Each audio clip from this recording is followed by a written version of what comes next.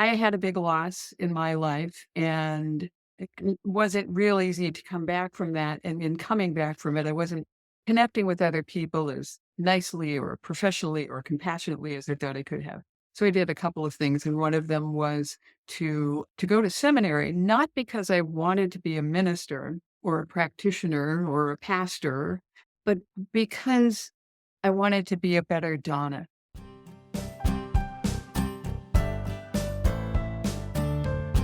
Aloha and welcome to episode 7 of the We Be the Change podcast. I'm your host, Colleen Akiko. This is part 2 of the Making Connections with Donna Apidoni series. In this episode, Interfaith Ministry and Bridging Worlds, we follow Donna Apidoni's path to ordination through an interfaith seminary in New York City, while still hosting Morning Edition.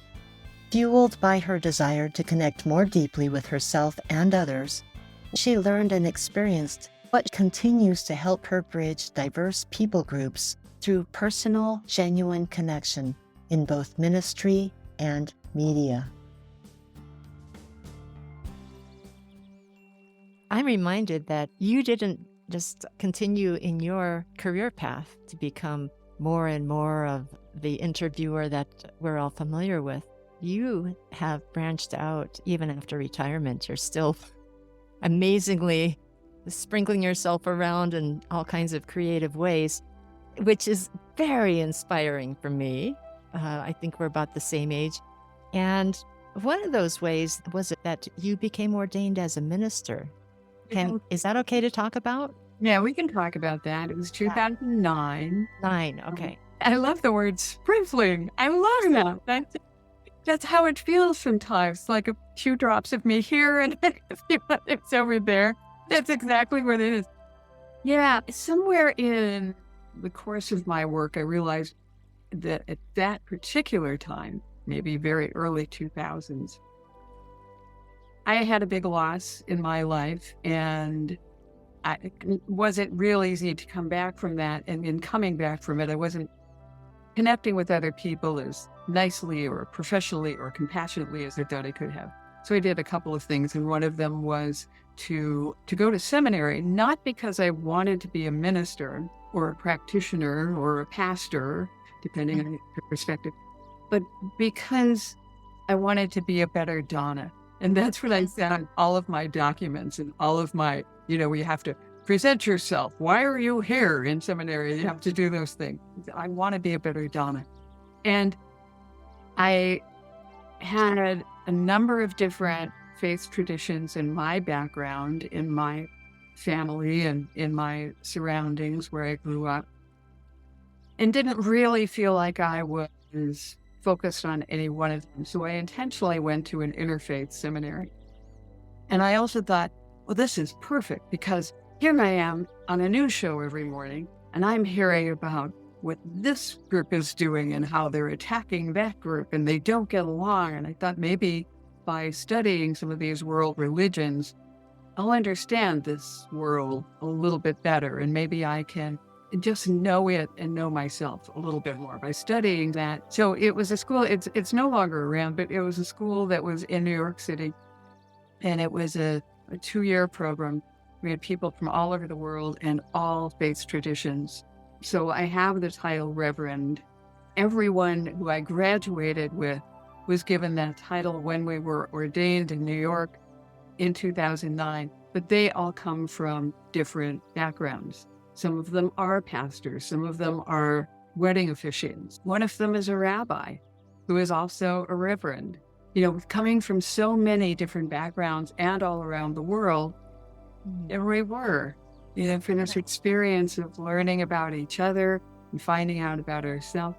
One of my classmates, she had gone to Harvard, and she said, I thought when we started this, I knew what to do. I signed up for my classes, I sharpened my pencil, I got out my journal, and I thought I was ready. And then, boom, because that's the kind of self-work that you go through when you go through any kind of a spiritual program like that. So there was a lot. There was a lot to go through. I came out of that experience with everything that I wanted to come out of it with, and a whole lot more. And again, like early in my career when I thought it was going to be TV and it turned out to be radio, I totally went a different path than I thought I would. So I speak to a lot of congregations. I speak to various kinds of congregations, including the atheists group, which is so fascinating to talk to them and find out about them and find out where their limitations are and what they will be open to hearing about and where not to go. But that's the truth with any congregation. So yeah, I wander around the Valley and the Sierra and a little bit of the Bay Area. And I work closer with two congregations than the other ones. But it's just a really nice opportunity to literally practice what I preach. I don't preach in that sense. I just talk about my experiences and I talk about things that have hit me and lessons I've learned. When you have to break that down and speak about it in front of a group of people, there's nothing to lie about. There's nothing to hold back. So you say it, and as soon as I say it, it becomes something else completely. In theory, right? As soon as you see it or say it, it's different. So it's a constant learning experience for me to do that work. I never wanted to be a minister who would lead a congregation, but speaking to congregations on a regular basis, I'm very comfortable with. So I'm glad that they invite me, and it's a lot of fun, and it's a trip because it's a lesson to me every time. Well, and you bring a real unique flavor. I've witnessed this several times. When you speak with a congregation, you kind of blow off the picture that people would have of you. You show up like everybody else. And people say, oh, well, she's this and she's that, but she's like me. And I'm just pondering as you're speaking that when you show up that way, because in your profession, you work with words deeply and subtleties in tone, etc., all the communication tools, that you are such a precious bridge in those different groups that might feel a little alienated or a little separate. I know personally that after I heard you speak the first time, I felt like, a little more relaxed, a little more tooled, equipped, more at ease in the world from you having shared the way that you did. It just kind of makes all that is worthwhile more accessible. Like I don't have to become something before I can step up and learn something at this other higher level or something. I can just show up as me. Yeah, of course you can just show up as you. And of course they're just like you. I mean, there are a couple of things in that. On air, you have 30 seconds, or you have 60 seconds, or you have the length of an interview, but the questions aren't as important as the answers, so I was never speaking as much as the person I was interviewing. So there's that. When I stand in front of a group and I'm talking for a solid 20 minutes, you do hear more, you do get more. Often, too, there is usually at least one person in that room who knows me a little bit better because they've invited me or we're already friends or something like that. I couldn't get away with standing in front of a group and saying something that isn't really me, because at least that one person would know about it. No, Donna, that's not true. Come on. I can't even get away with that.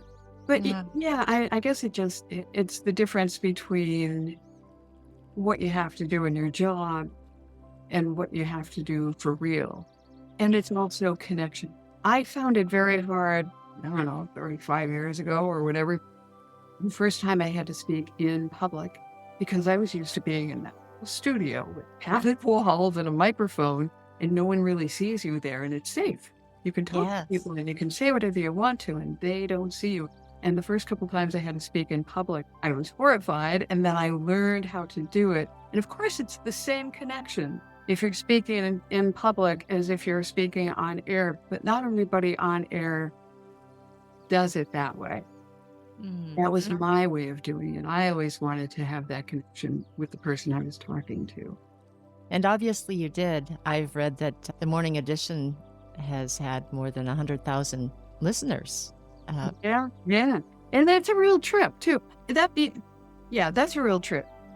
You can't 100,000. How do you even, I can't picture that. In person, I think the largest group I've ever spoken to, a performance actually that I did, was in front of 2,000 people. And that just seemed so enormous. So at 100,000, that's like a city. I can't even.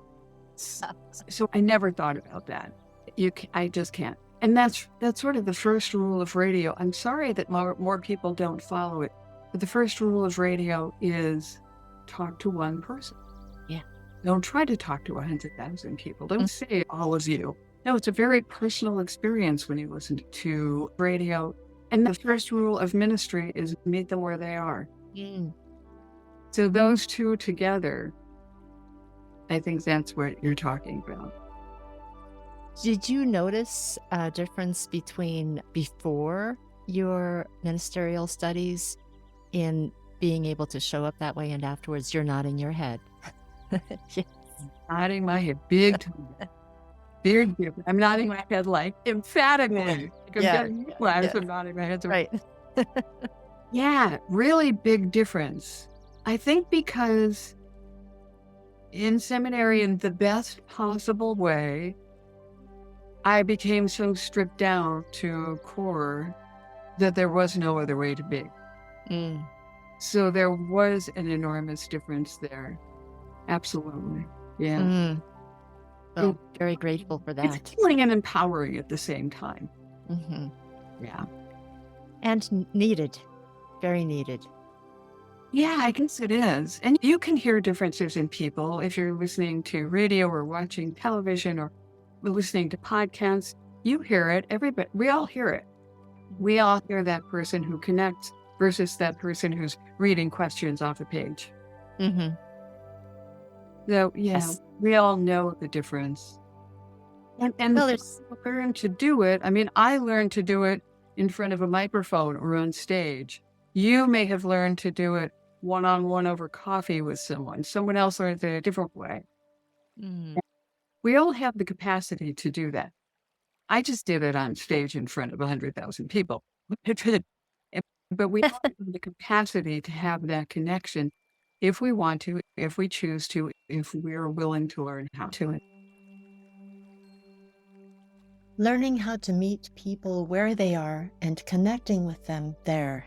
Yes, big yes. I'm appreciating Donna's real-life encouragement to deepen our empathy in learning how to genuinely connect with ourselves and others. I hope you'll tune into part 3 of Connecting with Donna Apidoni in episode 8, Navigating the News, Relationships, and Life with Deeper Compassion. Before we end, here's a brief taste of what you can access via the book or the podcast called Drive Time Meditations with Donna Apidoni. These are brief, vibrant motivators, roughly 3 to 5 minutes long. They're perfect for those who'd like to add some mindfulness to their commute or their day with reflections that guide you toward your purpose. You can find more details at DonnaApidone.com. That's Donna, APIDONE.com.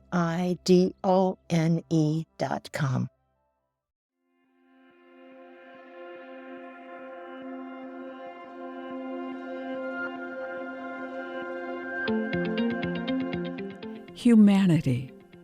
People around the world say they feel frustration.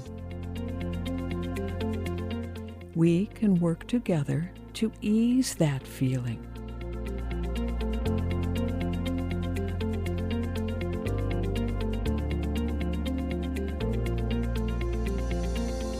As we begin to breathe, we envision just one person.